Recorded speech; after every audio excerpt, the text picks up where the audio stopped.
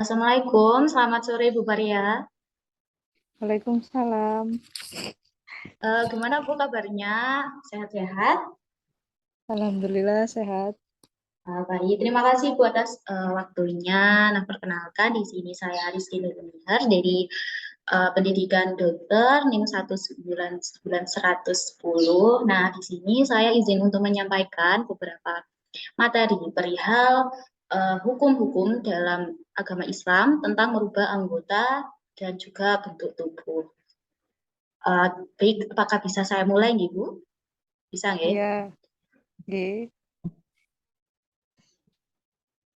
Yang pertama, itu yang sekarang lagi marak diperbincangkan, yaitu dan juga sering dilakukan oleh banyak orang, terutama di kalangan artis ya, kebanyakan. Yang pertama itu tentang operasi plastik. Nah, dalam Islam sendiri terdapat dua hukum tentang operasi plastik. Yang pertama, operasi plastik yang tujuannya itu sebagai pengobatan. Nah, di sini di dalam agama Islam maka diperbolehkan atau dihalalkan karena sifatnya itu darurat atau penting dan juga dibutuhkan.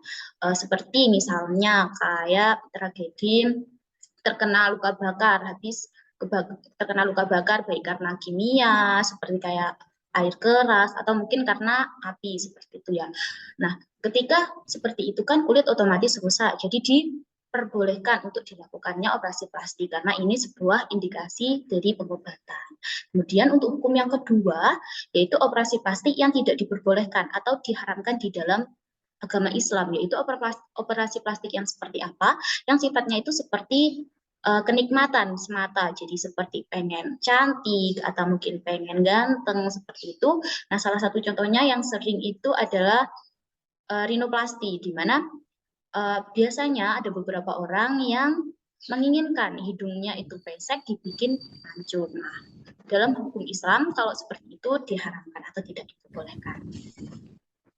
Kemudian yang kedua tentang pemakaian krim putih atau sering kita uh, bicarakan di kaum perempuan sering dikenal sebagai skincare. Nah, di mana skincare di sini kan luas ya.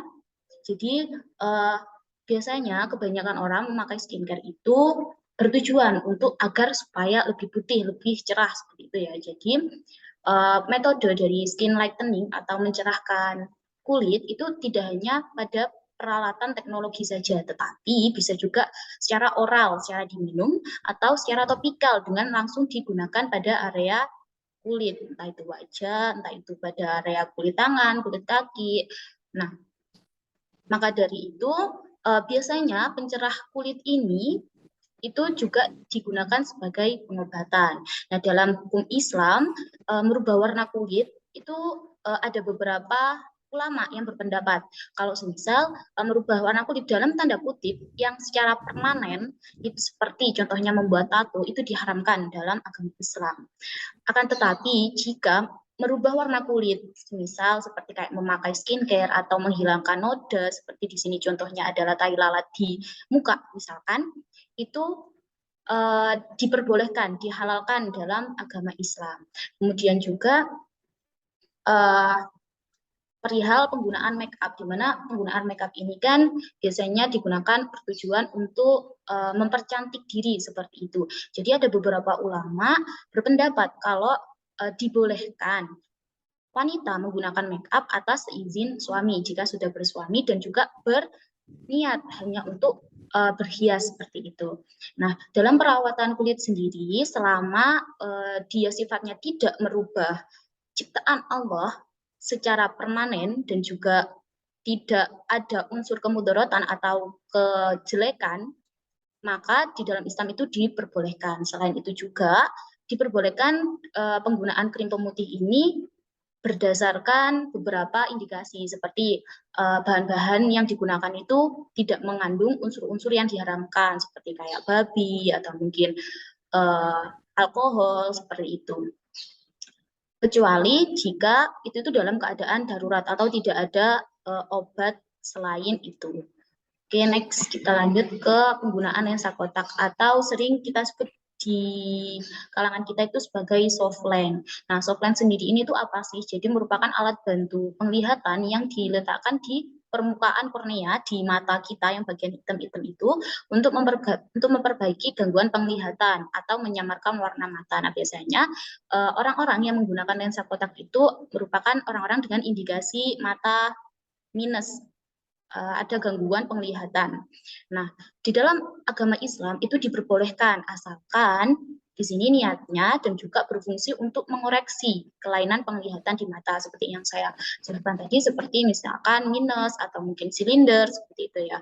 Nah, tidak diperbolehkan dikarenakan jika ini tuh dia niatkan, mohon maaf, jadi ini diperbolehkan karena penggunaan lensa kotak ini tidak merubah ciptaan Allah secara permanen, karena kan kita ketahui sendiri penggunaan lensa kotak itu kan bisa dilepas seperti itu, jadi lebih tidak lebih apa ya namanya fleksibel kayak gitu ya. Kemudian selanjutnya tentang menyambung rambut atau mungkin kita kenal sebagai extension biasanya. Nah, di sini di dalam agama Islam diterangkan bahwa menyambung rambut bagi wanita, contohnya seperti memakai konde atau menyambung rambutnya dengan rambut orang lain atau rambut palsu, itu diharamkan. Nah, di mana di sini tertera dalam hadis riwayat Muslim di mana ya berbunyi yang artinya Allah melaknat wanita yang menyambung rambutnya dan yang minta disambung dengan rambut yang lain, serta orang-orang yang membuat tato dan dibuatkan tato. Jadi sudah jelas pada hadis ini bahwa agama Islam itu melarang untuk menyambung rambut bagi wanita. Akan tetapi ada beberapa ulama juga yang berpendapat bahwa dibolehkan seorang wanita itu menyambung rambut selain dari rambut manusia, entah itu misalkan dari rambut binatang, atau mungkin dari benang, atau mungkin dari serat. Jadi yang terakhir itu perihal transplantasi organ. Mungkin ini transplantasi organ itu merupakan suatu hal yang umum di bidang kedokteran, di bidang medis.